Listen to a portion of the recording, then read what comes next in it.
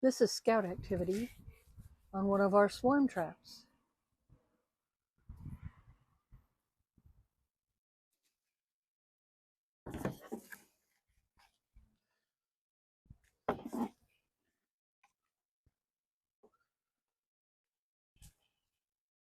Hey everybody, Rich here, South Florida Beekeeping with Rich.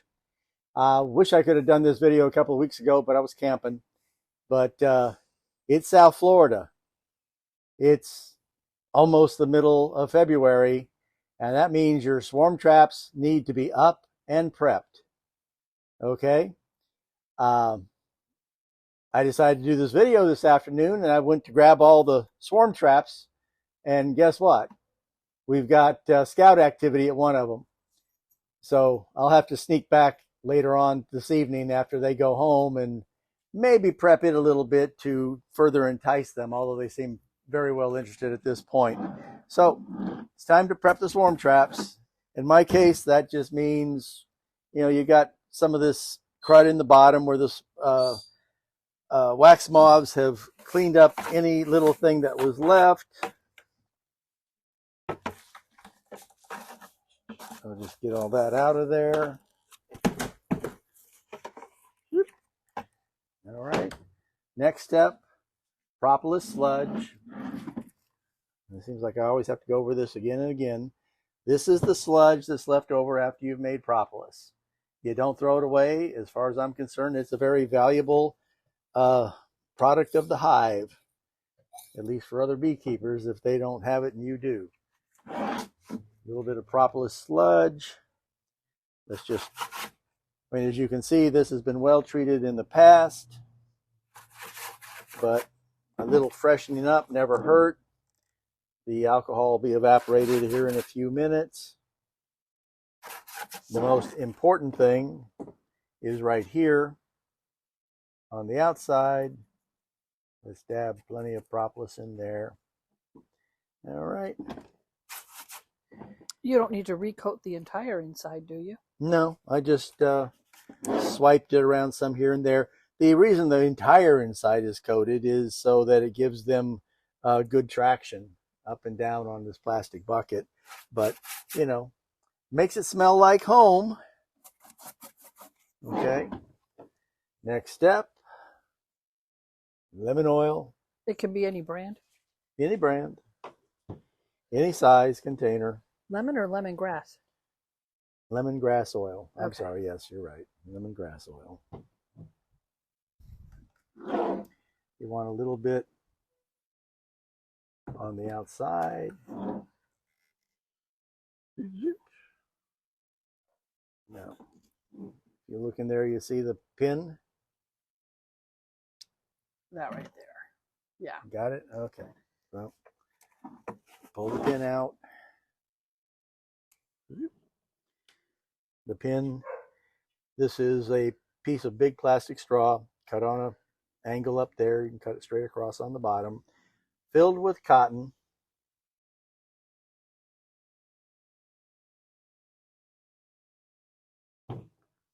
More than enough, just a dab will do you.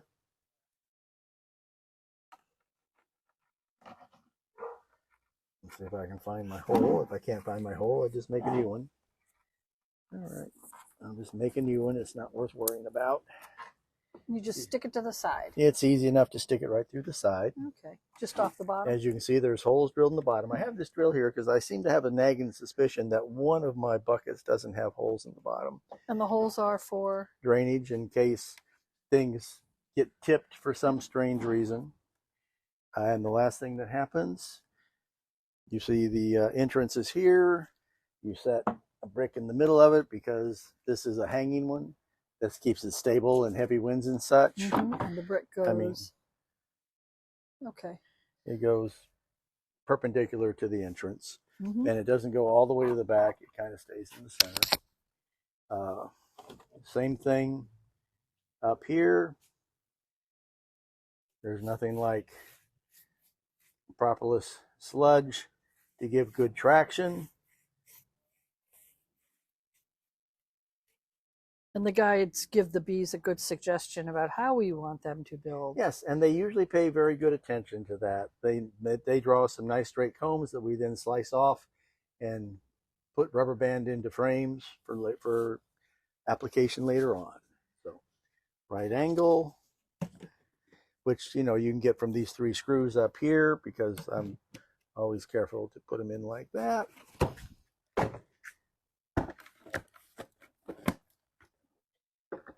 One down. One down. So how many swarm traps do you normally keep in the yard? 4. Well, I keep 4 bucket traps. One hanging out of the tree here, one the red cedar tree, one hanging out of the avocado, and then I put a standing trap on top of the tool shed over there, which does not require a hanging situation from it. And then I will often put one on top of the tool shed over here. That's along with, I will oftentimes set out 1 or 2 nukes here or there around the yard. But the most important thing is these. These do seem to be the most effective. They're inexpensive, they're effective, they're easy to balance. Let's see what we got in here. Not a lot of cleanup.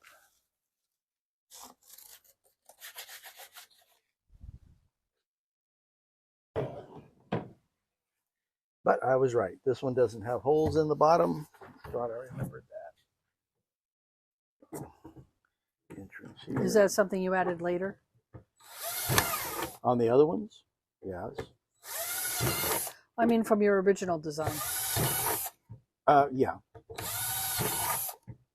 Well, I think on one of the ones in my original design I had it. It never seemed to be needed, but this one got itself tilted last year, and water ran down the front and into the hole. So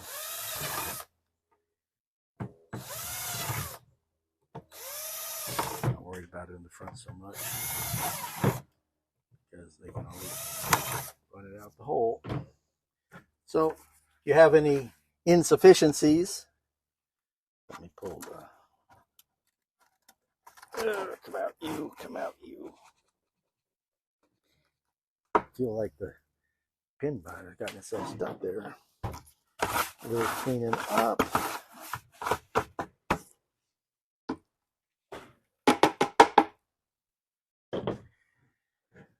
Same thing again. Let's move the entrance. Okay.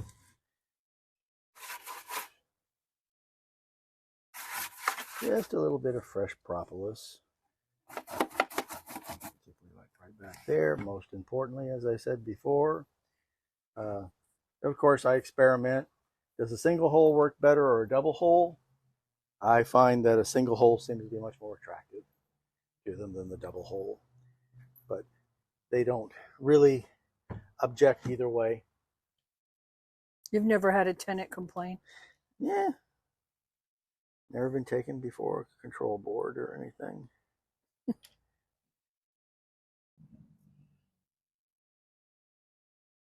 You're just using a few drops, right? Yeah. 3 drops would be more than enough, saturated through this whole thing. And the reason for using this instead of just like a piece of, instead of just sticking one of these in here, which a lot of people do, it evaporates pretty quickly, and before it evaporates, it's pretty strong. So that helps to keep it evaporating at a consistent level? Yeah, it gives you a small surface area so that you don't get so intense a scent at any one time.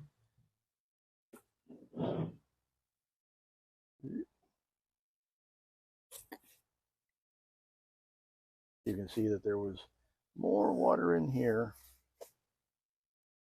It made it damp.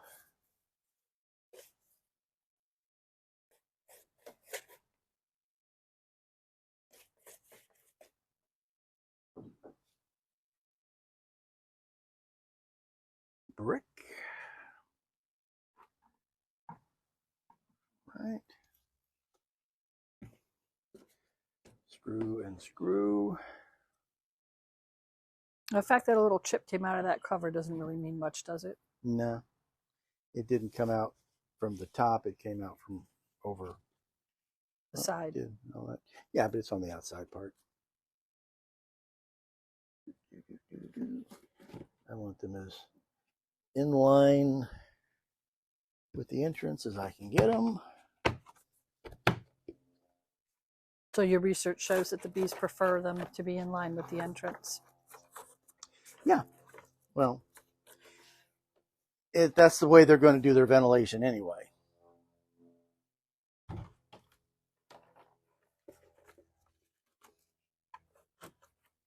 Let's see how this is. What you got going on there? Well, because I'll probably get around to changing this out this spring, but in the meantime, this brick needs to be a little farther forward to get balance. Well, I was referring to the handle situation. Well, it looks like you got two of them on there. I do, because where this, you can't put a single attachment point here and have it balance. It would have to be a double attachment point. So I just threw this old bungee on there, shortened it up enough, and I'm letting it hang like that. Now this one, I've got a brick in there, but why do I have a brick in there? Oh, because this one wasn't the one. Yeah, all three of these are hangers, but this one is on a hanger that is a metal two-piece hanger like this, and I've got a couple more of those, and I'll probably attach one of those to the tree over there so I don't have to do this bungee cord thing. All right, you want to see it? So it's got holes in the bottom. It's again one of the two holers, which I thought would work better. And like I say, the tenants don't complain, but it seems as though there's always more interest in the single holer than there is in the double holers. Well, is that because of placement, or is that because of the holes? Well, I used two holes slightly smaller, one hole slightly larger. I mean, is it because the place you put the one holer is a more popular place for swarms to come in? Oh, you mean the position, location of the bucket? Correct. I should have used the word location. Okay. Actually, these things have been in different places. It still seems to be consistent. Okay. Well, that's good information. Yeah. And you know what? Somebody else could come up with exactly the opposite conclusion. Some people could say, oh, well, no, I find they seem to like the double one better. Well, beekeeping is local. Yeah. On the bottom.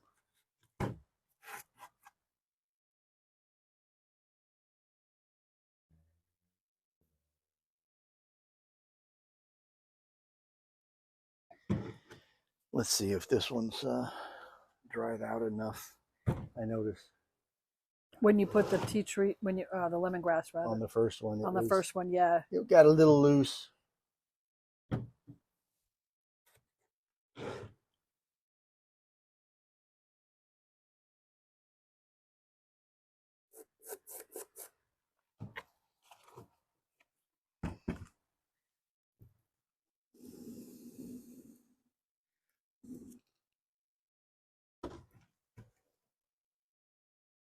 Yeah. Is your lure in there? Nope, my lure's not in there. Oh. Must have gotten pulled out for another one. So I will just see how this one has some holes at the top that the bees did not care about at all. So for the time being, I'll just stick this in there like that and use it as a lure until I can go ahead and retrieve one of my ones that are probably over there in a pile somewhere and get it set up and make a new one. So the only thing that's left is a little bit with this. Much easier when you've got them all made up ahead of time. All you got to do is refresh them for the spring. And a suggestion from a beekeeper in Ireland who's watching my channel. Ooh, shout out to Ireland. Shout out to Ireland. Northern Ireland, in fact. Cool. Now granted, remember it's metric system, not English system. He takes a small disposable cooler, and from what he says, he can make a couple of cuts into the ends and they will fit a Langstroth frame. Wow.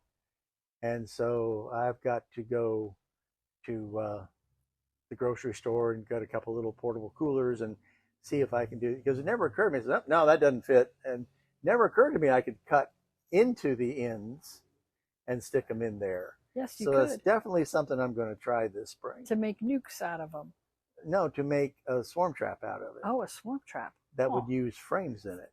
Yeah, because you can use the hole where they drain the cooler to be the entrance too, maybe. Well, for disposable coolers don't really have that. Oh, he's using styrofoam? Styrofoam. Yeah. Styrofoam coolers. I prefer not to use styrofoam. I don't mind either way. And if I paint the inside with propolis, they should be very happy. So, oops, brick.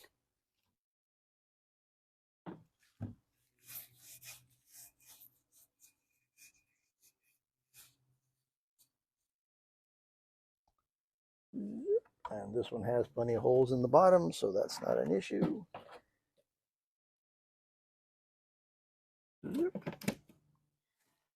Oh, wait a minute. I've got a mark on here, don't I? Yeah.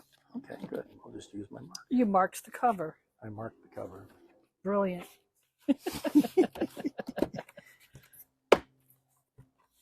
Boom. So what did it take? 5 minutes? 6 minutes? My traps are ready for spring. Almost in time for the swarms, apparently, because there's a lot of investigation going on over there. And I hope it's not from one of my hives, but it well could be, because, like I said, I haven't had a lot of time here at the house.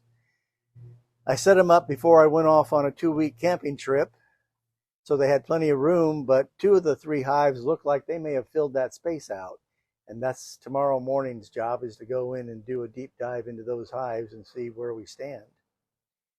Because it's perfectly possible that that swarm could be from one of mine, but it's also very possible that it isn't, because I have 3 hives and I catch between 11 and 15 swarms a year. My hives don't swarm any 11 to 15 times. So there's lots of feral hives around here. There's lots of other beekeepers who aren't terribly careful about swarm control. Or who are not registered. We don't maybe know about them. There's really not that many close by here that are registered beekeepers. Right. And this is something that any beekeeper can do during the winter months when they're hanging out repairing equipment. How far in advance do you prep your swarm traps?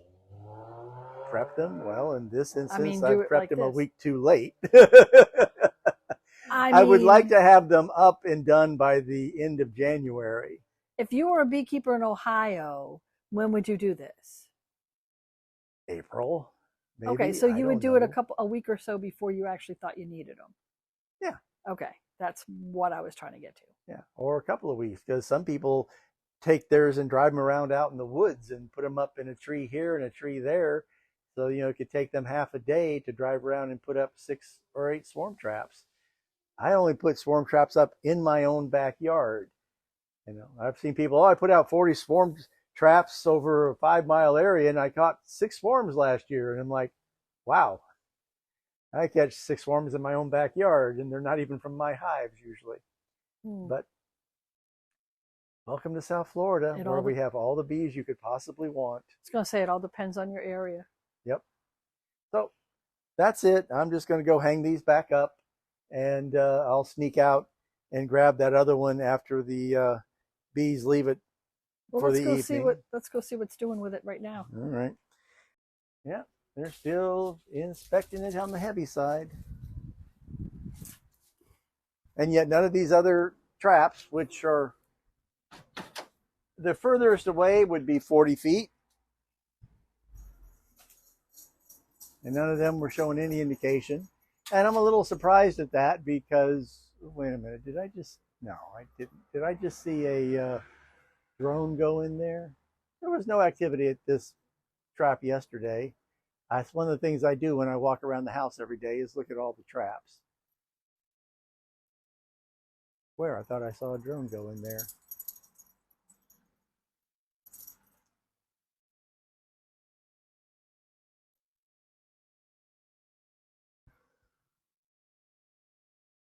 Okay, that's it, folks. This has been South Florida Beekeeping with Rich. It's the end of the second week in February, and it looks like there's a swarm moving in from somewhere.